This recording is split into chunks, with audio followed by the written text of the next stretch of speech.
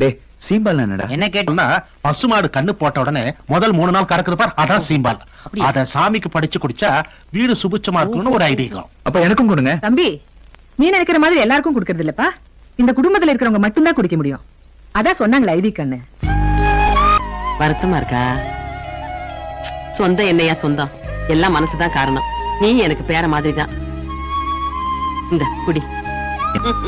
பசங்க ஆசைப்பட்டு கிடைக்கலன்னா மனசு கஷ்டப்படும் சொல்லுவாங்க. குடி. அக்கா ஏதோ விவரங்களும் பேசிட்டாங்க, அதெல்லாம் மனசுல வச்சுக்காது. குடி. தீம்பால் குடி. அங்க கொடுத்தா திட்டுவாங்கடா. குடி. இந்த சாப்பிடு. என்ன அப்படி பாக்குற? என்னமோ தெரியல, உன்னை வெளியால என்னால நினைக்க முடியல. சாப்பிடுவா. சபையில 1/2 டம்ளர் பால் கேட்டா தரமாட்டேன்ட்டானுங்க. இப்ப கொண்டாந்து வாயில அண்டாண்டாவா பாலை ஊத்துறானுங்க.